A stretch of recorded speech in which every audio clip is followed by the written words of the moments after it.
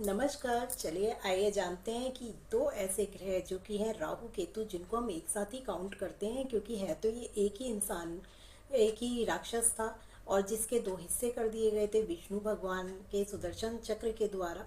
क्योंकि जब उसने अमृत पान पी लिया था तो कहते हैं कि वो उसने अमृत पान तो पी ही लिया था, इसलिए राहु और केतु आज तक जिंदा हैं, उनका अस्तित्व है। इसीलिए हम उनको जन्म कुंडली में हमने उन्हें कोई भाव तो नहीं दिया, कोई राशि नहीं दी है, परंतु ना होकर भी इनका असर हम हर हर समय अपनी कुंडली में देखा करते हैं। क्योंकि बहुत कुछ ऐसे ग्रह होते हैं या कुछ ऐसी शक्तियाँ होती हैं जो हमें दिखाई नहीं देती परंतु वो हैं। तो वो है राहु केतु।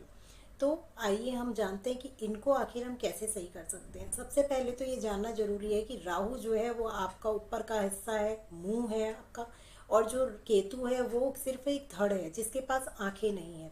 तो यदि इंसान के लगन में ही राहु विराजमान हो जाए तो आप समझ सकते हैं कि उसके पास दिमाग तो बहुत है, तेज, मतलब बहुत कुछ विचार उसके मन में मस्तिष्क में आएंगे, परंतु वो कर नहीं पाएगा, उसको हमेशा दूसरों की हेल्प चाहिए। तो ये एक ऐसा मुंह है जिसके पास ना हाथ है ना पैर है, तो सब पर सोचने समझने की क्षमता इतनी ज़बरदस्त है कि उसके दिमाग में बहुत सारे ख्याली पुलाव पकते रहते हैं कि उनको करे कैसे। और केतु क्या है? केतु एक धड़ है, और धड़ से आप समझ सकते हैं कि उस पर सोचने समझने की शक्ति नहीं है। वो एक, ये समझिए कि एक अंधा व्यक्ति है जिसको सहारे की जरूरत पड़ेगी या उसको देखने के लिए कि क्या है सामने, उसको नहीं पता वो कहाँ चला जा रहा है। यानी ऐसे लोग उद्देश्य विहीन होते हैं, परंतु इसलिए ये मोक्ष की प्राप्ति का रास्ता भी ढूंढते हैं। 12th हाउस जो कि मोक्ष का होता है, वहाँ पे केतु की पोजीशन सर्वश्रेष्ठ बोली जाती है क्योंकि केतु मोक्ष का कारक बोला गया है। तो ऐसे में यदि किसी की कुंडली में 12th हाउस में केतु है तो कहते हैं ये